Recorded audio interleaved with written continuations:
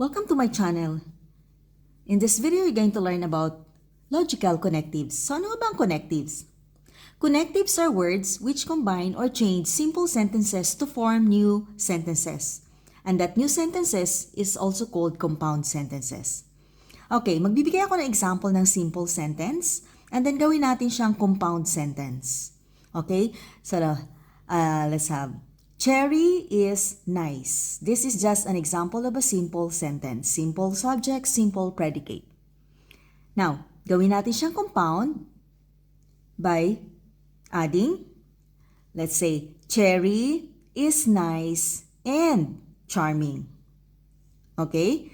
So, nagdugtong ako ng and. And that and is what we call connective.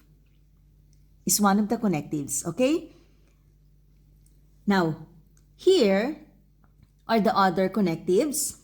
In word forms, I have here not, and that is the negation.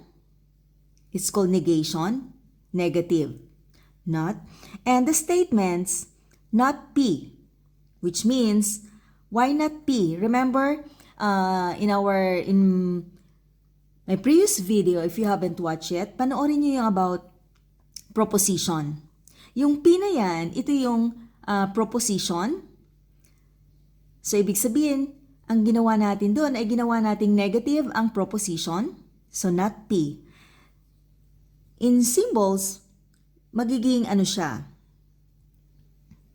Magiging this one and then P. So, not P. So, pag may nakita kayong ganitong symbol, ibig sabihin, ladagyan siya ng not. So, kung ano man yung proposition na yon, later, magbibigay ako ng example. Okay?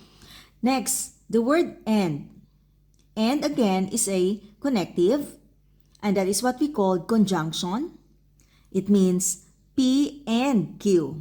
So, meron ako dito dalawang propositions. Si proposition P and si proposition Q. Remember, ang proposition ay pwede nating i-represent ng letters, small letters. Okay? So, ngayon, pag ginawa natin siyang sa symbol ngayon, meron tayong P at yung symbol ng and, ayan, and then Q. So, pag may nakita kayong ganyan, ibig sabihin, i-connect nyo sila using the connective and. Okay, next is or. Or, that is disjunction. It means P or Q. So, again, ang first proposition natin ay P. Then, i-connect natin siya sa second proposition by having this or.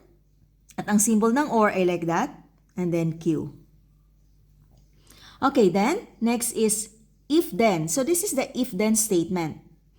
Alam ko familiar na kayo dito. Conditional statement or conditional ang tawag sa kanya. Let's say, an example, if it is raining, then I'm not going out. Okay? So, if P, then Q. Okay? So, dito, may makikita kayo na ganitong symbols. P implies Q. Ibig sabihin daw, lalagyan mo ng if ang P and then sa Q naman, lalagyan mo ng then. If P, then Q. Okay. If and only if. So, this is biconditional. Ibig sabihin ng biconditional, let's say, meron kang conditional statement. Now, ang conditional statement mo ay true, then, pag kinuha mo yung converse niya, ay true pa din, ibig sabihin, yun ay tinatawag na biconditional statement. Okay? If P and only if Q. Now, sa symbol, pag makikita nyo siya, yung meron kayong sa dalawang endpoint dito ay may arrowheads. Yan. Okay? So now, gagawin natin ngayon. Paano natin ngayon gawin yung statement? So, gawa muna tayo ng proposition. So, first, ang P natin, so, dalawang proposition lang muna ang gagawin natin. Very simple lang muna. So, let's say, today is Saturday. Okay, that's my proposition. P, and then ang Q ko naman, let's say, Karen plays piano.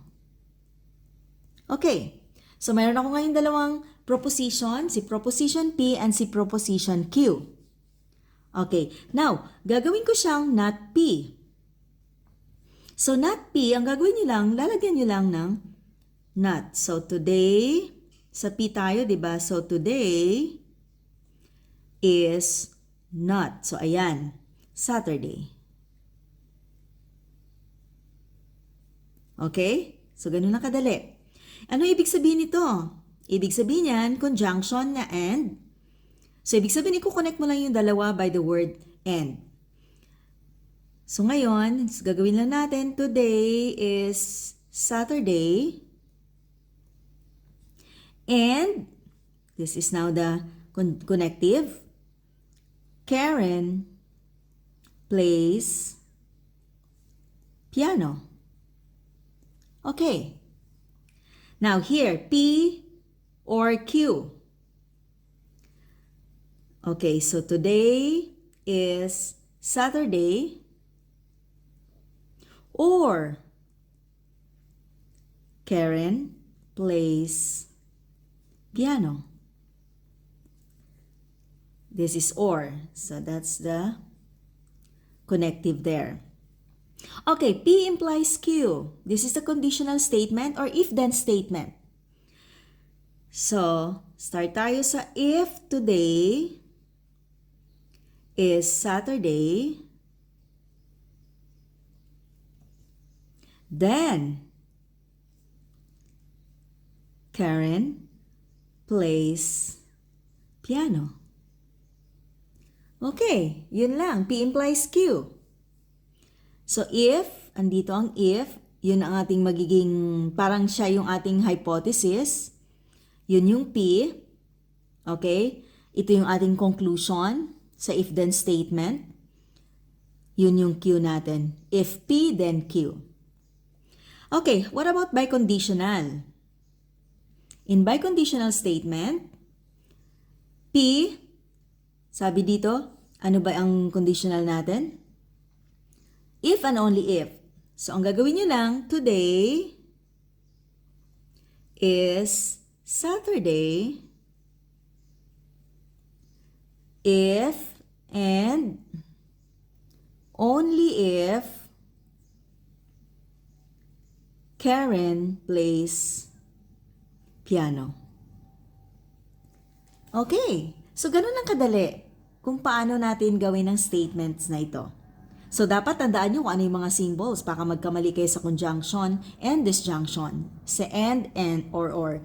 Now, ito ay very simple lang. In my next video, ay magbibigay ako ng examples na gagamit ako ng 3 or 4 propositions. Na kung saan, medyo gawin nating complicated. Let's say, not P and not Q. Something like that. Not Q or not Q and P, something like that. Okay, so that's all for this video. I hope you're gonna watch for the next one. Bye!